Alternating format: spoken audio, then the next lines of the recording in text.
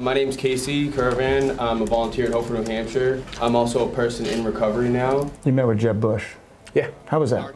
They were all looking at me, and there's Jeb Bush sitting in the middle. And it was... The thoughts that went through my head immediately was, I'm not worthy of this.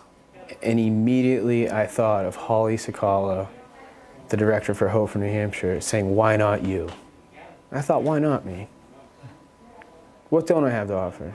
What Casey Curivan is offering is a desperate story, tough to hear, about an epidemic of drug abuse that is claiming too many lives in New England. It's the number one thing somebody under the age of 35 is going to die from in my state. Beats out car accidents. If you're not paying attention to that, then you have no right to represent anybody. It's ignorant to ignore it. 14 months ago, drug abuse barely registered here in the Granite State. Now, it's at the top, more important to voters than jobs, the economy, taxes, you name it. OxyContin went off like a bomb in New England. It started with OxyContin.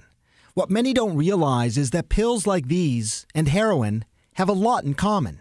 In fact, they are so chemically similar that for an addict or an abuser, they are essentially interchangeable. No surprise then, 80% of heroin addicts started off using pills. How did that happen for you? Somebody in the hotel had offered us heroin. I almost looked at it like a science experiment. That was how my brain justified going through the whole process of using heroin. I sniffed it, and it had an effect, but it wasn't the effect that I was looking for. An hour later, I shot heroin. What were you trying to discover here? I just wanted relief. Relief from? Relief from my thoughts, my feelings, my emotions. If I had the power to choose, I wouldn't choose to use every day. What Casey is describing is a substance use disorder. That's a new name for an age-old disorder, addiction. It's a brain disease. It causes you to seek out drugs, no matter how horrible the consequences. In fact, Casey almost died of a heroin overdose. He now wants Narcan, a sort of antidote, in the hands of anyone who needs it. Why? Because it saved him, like it did for this woman. She has overdosed and is no longer breathing. We're giving you some Narcan. Now watch closely what happens when she gets Narcan. Can you sit up? All right, come on. You want a glass of water?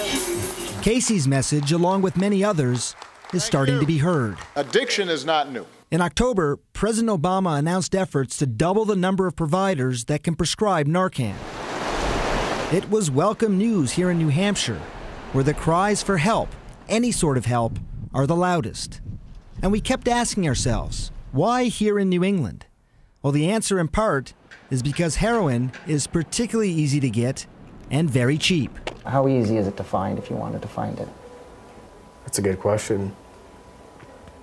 I guarantee you there's nobody in New England with money in their pocket that is saying, God, I wish I could find heroin if they really needed it.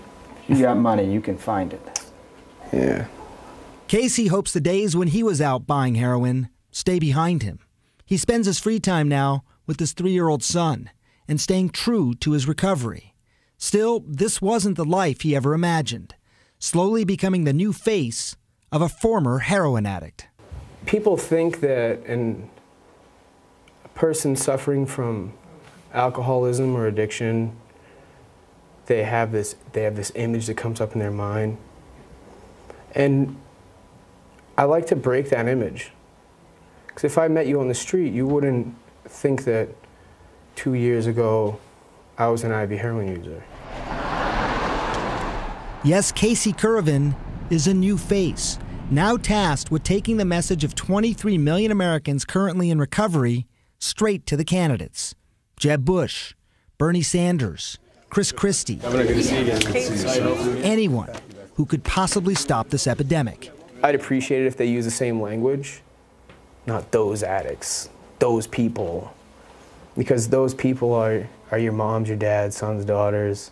They're your neighbor. They're the chief of your police. They're everybody. They're your doctor, your nurse. We're not unique people. Just we have a chronic neurological condition that treatment is available and recovery is 100% possible.